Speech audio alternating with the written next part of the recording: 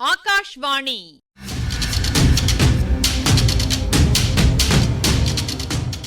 பொன்னியின் செல்வங்கள் வாசிப்பும் ஆய்வும்.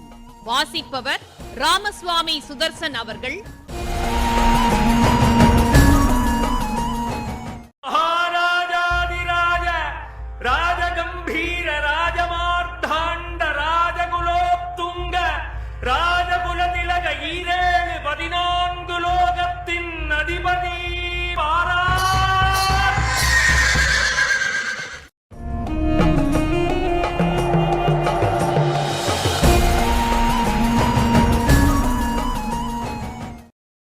வந்தியத்தேவன் பார்த்து கொண்டிருக்கும் பொழுதே அப்போது ரவிதாசனும் தேவராளனும் கப்பலில் கட்டியிருந்த சிறு படகை அறுத்துவிட்டு கடலிலே இறங்கி அதில் ஏறிக்கொண்டிருந்தார்கள். துடுப்பு வலித்து படகை தள்ளவும் ஆரம்பித்து விட்டார்கள். வந்தியத்தேவனை பார்த்ததும் ரவிதாசன் சிரித்தான். தம்பி, சமுத்திரராஜனுக்கு பலியாக எங்களுக்கு விருப்பமில்லை, தெரிஞ்சுதா என்றான்.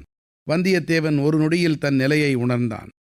அந்த பெரிய மரக்கலத்தில் தன்னந்தனியாக தன்னை விட்டுவிட்டு அவர்கள் போகிறார்கள். கப்பல் ஓட்டும் கலையை பற்றி அவனுக்கு ஒன்றுமே தெரியாது. கடலில் எந்த இடத்தில் கப்பல் நிற்கிறது, எந்த திசையாகப் போனால் எங்கே போய் சேரலாம் என்பதொன்றும் அவனுக்கு தெரியாது. அப்படிப்பட்ட அனாதரவான நிலையில் அவனை விட்டுவிட்டு அவர்கள் போகிறார்கள். பாவிகளே, என்னையும் அழைத்து கொண்டு போகக்கூடாதா என்று கேட்டான். தம்பி, சமுத்திரராஜனுக்கு ஒரு பலி கூட இல்லாம போகலாமா என்றான் ரவிதாசன். படகு கப்பலை விட்டு அகன்று போய்க் கொண்டே இருந்தது. கடலில் குதித்து படகை போய் பிடிக்கலாமா என்று வந்தியத்தேவன் ஒரு கணம் நினைத்தான். உடனே அந்த எண்ணத்தை கைவிட்டான். அவனுக்கோ நன்றாக நீந்தத் தெரியாது. கப்பலிலிருந்து குதிப்பதற்கே மனம் திடப்படாது. அப்படி குதித்து தட்டுத்தடுமாறி சென்று படகை பிடித்தாலும் அந்த கிராதகர்கள் என்ன செய்வார்களோ? தன்னிடம் அவர்களுடைய இரகசியத்தை வெளியிட்டு விட்டார்கள். தான் அவர்களுடன் ஒரு நாளும் சேரப்போவதில்லை என்பதையும் தெரிந்து கொண்டார்கள். படகை பிடிக்கப் போகும் சமயத்தில் அவர்கள் தன்னை துடுப்பினால் அடித்து கொல்ல பார்க்கலாம். தான் தண்ணீரில் தத்தளித்து கொண்டே படகில் உள்ளவர்களுடன் சண்டை போட முடியாதல்லவா? போகட்டும், போய் தொலைகட்டும். அந்த நீச கொலைகாரர்களுடன் ஒரு படகிலே இருப்பதைக் காட்டிலும் இந்த பெரிய கப்பலில் தன்னந்தனியாக இருப்பதே மேல். இதற்கு முன்னால் எத்தனையோ சங்கடங்களிலிருந்து கடவுளின் கிருபையினால் தான் தப்பிப் பிழைக்கவில்லையா? இந்த அபாயத்திலிருந்து தப்புவதற்கும் கடவுள் ஏதேனும் வழிகாட்டுவார். பாவிகள் போகட்டும். ஆனால் அவர்களை உயிருடன் போகவிட்டது சரியா? அவர்கள் எங்கே போய் கரையேறுவார்களோ? இன்னும் என்னென்ன சூழ்ச்சிகளையும் கோர கிருத்தியங்களையும் செய்வார்களோ? கடவுள் இருக்கிறார், நாம் என்ன செய்ய முடியும்? எப்படியாவது இளவரசருடன் மறுமுறை சேர்ந்துவிட்டால் போதும். இருந்தாலும் அவர் இப்படி என்னை கைவிட்டிருக்கக்கூடாது. பூங்குழலியுடன் என்னையும் யானை மீது ஏற்றி அழைத்து போயிருக்கலாம். மறுபடியும் அவரை சந்திக்க நேர்ந்தால் கட்டாயம் பலமாக சண்டை பிடிக்க வேண்டும். உங்கள் பழமையான சோழகுலத்தின் சிநேக தர்மம் இதுதானா என்று கேட்க வேண்டும். ஆனால் அப்படி கேட்கும் சந்தர்ப்பம் வரப்போகிறதா? இளவரசரை மீண்டும் பார்க்கப் போகிறோமா? ஏன் பார்க்க முடியாது? நான் இந்த சங்கடத்தில் அகப்பட்டு கொண்டதை சேனாதிபதியும் ஆழ்வார்க்கடியானும் பார்த்திருக்கின்றார்கள். அவர்கள் ஏதாவது செய்யாமலா இருப்பார்கள்? இளவரசரை அவர்கள் சந்தித்திருந்தால் கட்டாயம் சொல்லியிருப்பார்கள் அல்லவா? இப்படி வந்தியத்தேவன் யோசித்து கொண்டு நின்ற நேரத்தில் படகு கடலில் வெகு தூரம் போய்விட்டது என்பதை கவனித்தான். படகு அவ்வளவு வேகமாகச் சென்றது எப்படி? படகு மட்டும் போகவில்லை, தான் ஏறியிருந்த கப்பலும் லேசாக அசைந்து நகர்ந்து கொண்டிருக்கிறதே. அதனாலேதான் கப்பலுக்கும் படகுக்கும் அவ்வளவு சீக்கிரத்தில் அவ்வளவு தூரம் ஏற்பட்டுவிட்டது. கடலில் அலைகள் பெரிதாகிக் கொண்டு வருவதையும் வந்தியத்தேவன் பார்த்தான். அது மட்டும்தானா? இது என்ன? பட்டப்பகலில் திடீரென்று ஒரு பக்கம் இருண்டு வருகிறதே.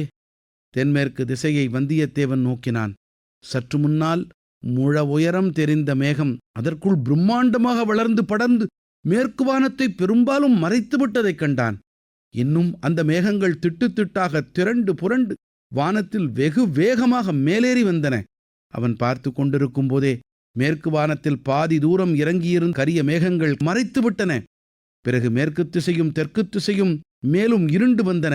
வானத்தின் கரிய மேகங்கள் கடலிலும் பிரதிபலித்து கடல் நீரையும் கரிய மை நிறமாகச் செய்தன. கடல் எங்கே முடிகிறது, வானம் எங்கே தொடங்குகிறது என்று கண்டுபிடிக்க முடியாமல் கடலும் வானமும் ஒரே கன்னங்கரிய இருள் நிறம் பெற்றிருந்தன. மேகத்திரள்கள் மேலும் புரண்டு உருண்டு வந்தியத்தேவனுடைய தலைக்கு மேலே வந்தன. பிறகு கீழ்த்திசையிலும் இறங்கத் தொடங்கின. படகு சென்ற திசையை வந்தியத்தேவன் நோக்கினான். படகு இருந்த இடமே தெரியவில்லை. அவனுடைய பார்வையின் எல்லைக்கு அப்பால் போய்விட்டது போலும். காற்றின் மெல்லிய ரீங்காரம் ஹோ என்று பெரும் இரைச்சலாக மாறிவிட்டது.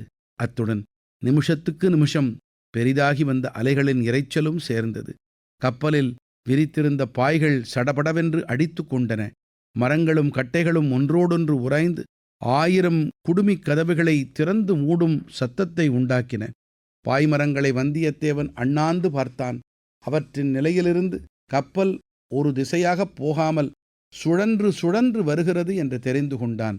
சுழிக்காற்று என்று அடிக்கடி சொன்னார்களே, அந்த சுழிக்காற்றுதான் அடிக்கப் போகிறது போலும். சுழிக்காற்று அடிக்கும்போது பாய்மரங்களிலிருந்து பாய்களை சுழற்றி சுற்றி வைக்க வேண்டும் என்று வந்தியத்தேவனுடைய அறிவுக்கு புலப்பட்டது. ஆனால் அவன் ஒருவனால் அது எப்படி முடியும்? 10 பேர் சேர்ந்து செய்ய வேண்டிய காரியமல்லவா? 10 பேர் இல்லாவிட்டாலும் 4 பேராவது வேண்டும். ஒருவன் தனியாக என்ன செய்வது? கடவுள் விட்ட வழி விடுகிறார். கப்பல் அடைந்த கதியை அடைகிறது என்று சும்மா இருக்க வேண்டியதுதான். கப்பல் அடையப் போகிற கதி என்னவென்று அவனுக்கு சீக்கிரத்திலேயே தெரிந்து போயிற்று. அப்படியும் இப்படியும் சிறிது நேரம் அலை புண்டிருந்தது. பிறகு கடலில் முழுகிப் போக வேண்டியதுதான். முழுகுவதற்கு முன்னால் சுக்கு சுக்காக உடைந்து போனாலும் போகும். கப்பலின் கதி எப்படியானாலும் தன்னுடைய கதியைப் பற்றி சந்தேகமே இல்லை. நடுக்கடலில் மரணம். அந்த கும்பகோணத்து சோதிடன் இதை பற்றி ஒரு வார்த்தையும் சொல்லவில்லையே. பார், சோதிடனாம் சோதிடன். அவனை மறுபடி பார்க்க நேர்ந்தால் பைத்தியக்காரத்தனம். அவனை மறுபடி பார்ப்பது ஏது? திடீரென்று வந்தியத்தேவன் தோளில் கெட்டியான பொருள் ஏதோ விழுந்தது. சடபடவென்று கப்பல் முழுவதும் சிறிய சிறிய கூழாங்கற்கள் விழுந்தன. அந்த கூழாங்கற்கள் எப்படி பளிங்கு போல பிரகாசிக்கின்றன! வானத்திலிருந்து இவை எப்படி விழுகின்றன? 2-3 கற்கள் இன்னும் அவன் தலையிலும் முதுகிலும் தோள்களிலும் விழுந்தன. அவை விழுந்த இடத்தில் முதலில் வலி, பிறகு ஒரு குளிர்ச்சி. கப்பலில் விழுந்த கற்களை பார்த்தால், ஆஹா, அவை உருகி கரைந்து போய் கொண்டிருக்கின்றனவே! ஆம், இது பனிக்கட்டி மழை. அதுவரை வந்தியத்தேவன் அத்தகைய மழையை பார்த்ததே இல்லை, அனுபவித்ததும் இல்லை. மடிவதற்கு முன்னால் இந்த அற்புதத்தை பார்க்க முடிந்ததே என்ற குதூகலம் அவன் உள்ளத்தில் தோன்றியது. கப்பல் தளத்தில் உட்கார்ந்து கரைந்து கொண்டிருந்த பனிக்கட்டி கற்களை தொட்டு பார்த்து மகிழ்ந்தான். அப்பா, என்ன சிலிர்ப்பு! தொடும்போது தீயை தொடுவது போலல்லவா இருக்கிறது.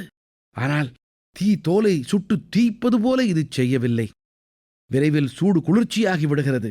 கல்மழை எதிர்பாராமல் வந்தது போலவே சட்டென்று நின்றது. பெய்த நேரம் அரைக்கால் நாழிகை கூட இராது. பிறகு சாதாரண மழை பெய்யத் தொடங்கியது. மழை ஜலம் கப்பலில் விழுந்து சிதறி ஓடி கடலில் விழுந்து விடுவதை வந்தியத்தேவன் கவனித்தான்.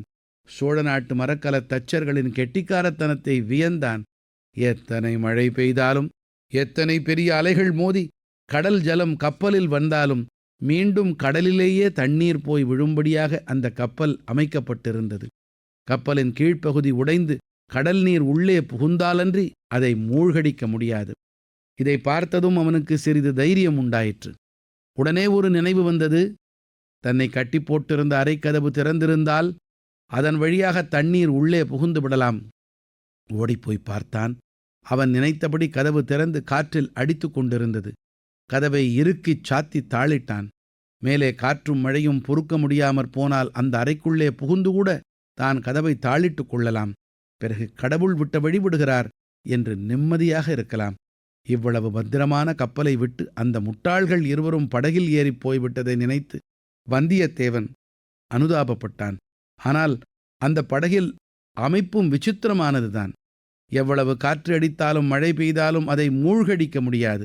அப்படி படகு உடைந்து முழுகினாலும் பக்கத்தில் அதனோடு சேர்த்து கட்டியுள்ள கட்டை ஒன்று இருக்கிறது. அதை பிடித்துக்கொண்டு அந்த கொலை பாதகர்கள் தப்பி கரை சேர்ந்து விடுவார்கள். அநேகமாக கோடிக்கரைக்கு சமீபமாக போய் கரையேறுவார்கள். கோடிக்கரையிலிருந்து வந்தியத்தேவனுடைய உள்ளம் பழையாறைக்கு தாவியது. சக்கரவர்த்தி திருக்குமாரிக்கு தனக்கு நேர்ந்த கதி எப்படி தெரியப் போகிறது? அவள் இட்ட பணியை நிறைவேற்றும் முயற்சியிலே தான் நடுக்கடலில் முழுகியதை யார் அவளுக்கு தெரிவிக்கப் போகிறார்கள்? கடல் தெரிவிக்குமா? காற்று சென்று சொல்லுமா? கடவுளே, அந்த மாதரசியை சந்திப்பதற்கு முன்னாலேயே நான் இறந்து போயிருக்கக்கூடாதா? போர்க்களத்தில் வீர மரணம் எய்தியிருக்கக்கூடாதா சொர்க்க பூமியை கண்ணால் பார்க்கச் செய்துவிட்டு உடனே அதல பாதாளத்தில் தள்ளுவது போலல்லவா இருக்கிறது?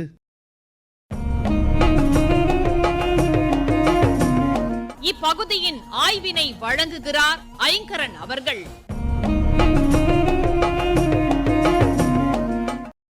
கப்பற்கலைங்கிற தலைப்புல நுழைஞ்சிட்டா கப்பலா விவரங்கள் கிடைக்கின்றன. கட்டுவது, பராமரிப்பு, செலுத்துவது, இந்த 3 முக்கிய கூறுகளில் சுருக்கமாக பார்க்கலாம். இதில் எதை பற்றியும் தெரியாத வல்லவரையனை ஏமாத்திட்டு ரவிதாசனும் தேவராளனும் படகுல ஏறி போயிடுறாங்க. தனியாக விடப்பட்ட பிறகுதான் அவனுக்கு தன் நிலை புரியுது. இவ்வளோ பெரிய மரக்கலத்தில் என்ன செய்ய போகிறோம்? அடுத்த சிந்தனை, போகட்டும், இந்த பெரிய கப்பலில் இருப்பது தான் பாதுகாப்பானது. இப்போ கப்பல் அசையத் தொடங்குது. நாம் கொஞ்சம் ஆராயலாம். கப்பலின் அடிப்பகுதியை எரான்னு குறிப்பிட்டாங்க. நிரூத், இது உட்பகுதி. பருமல், பக்கவாட்டு பகுதி. காற்றை பயன்படுத்தி கப்பலை செலுத்துகிற அமைப்பு பாய்மரம். இந்த பாய்மரத்தை ஏற்றும் பகுதி பாய்மர தண்டுன்னு சொல்லத்தக்க கூம்பு. சுக்கான், கப்பலை திருப்ப பயன்படும் கருவி. காற்றின் விசையால நீரோட்டங்களின் உதவியோட சோழர்கால கப்பல்கள் இயங்கினதுனால சுக்கான் பெரும்பாலும் பயன்படுத்தப்படலைன்னு கேள்விப்படுறோம். கப்பலை ஒரே இடத்துல நிலையா நிறுத்த பயன்படுத்தப்பட்ட உறுப்பு நங்கூரம். இரவு நேர கடற்பயணங்கள்ல நட்சத்திரங்களின் நிலையை கொண்டு திசையறிஞ்சு மாலுமிகள் கப்பல்களை செலுத்தும் திறமை பெற்றிருந்தாங்கன்னு அறியும்போது பெருவியப்பு அடைகிறோம். இது தொடர்பா அவங்க பயன்படுத்தினதாக விரல் கணக்கு, நாழிகை வட்டில், இராப்பலகை, டப்பு பலகை, இப்படி பெரிய பட்டியலே கிடைக்குது. கப்பல் தொடர்பான பொறுப்புகளை திறம்பட நடத்தினவங்களை ஈட்டிமார்னு குறிப்பிட்டாங்களாம். அடுத்து குடுமிக் கதவு. அந்த நாள்ல கதவுகள்ல கீழ்களுக்கு பதிலா மூடி திறக்க மேல் முனைகளிலும் கீழ்முனைகளிலும் சுழி ஆணிகளை பொருத்துவாங்க. இலக்கியத்துல கதவிற்குடுமி, குடுமிய மையமாக கொண்ட அருமையான முத்தொள்ளாயிரப் பாடல். தாயர் அடைப்ப மகளிர் திறந்திட தேயத் திரிந்த குடுமியவே ஆய்மலர் வண்டுலாம் கண்ணி வயமான் தேர்கோதையை கண்டுலாம் வீதி கதவு. ஒரு வீட்டில் தாயும் மகளும் வசிக்கிறாங்க. தெருவழியா சேரன் பவனி வரான். அவனை பார்த்தா மகளுக்கு காதல் நோய் வந்துடும். அப்புறம் உண்ண மாட்டா, உறங்க மாட்டா. அதனால வாசற் கதவை அடைச்சு உள்ள போயிடுறாள் தாய். சற்றுக்கெல்லாம் மகள் வந்து கதவை திறக்கிறா, நிற்கிறா.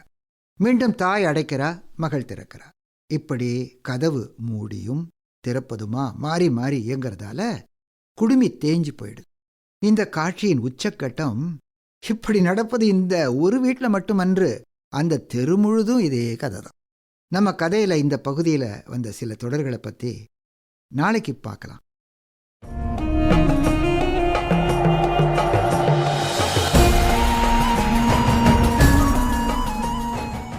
பொன்னியின் செல்வங்கள் வாசிப்பும் ஆய்வும் கேட்டீர்கள்.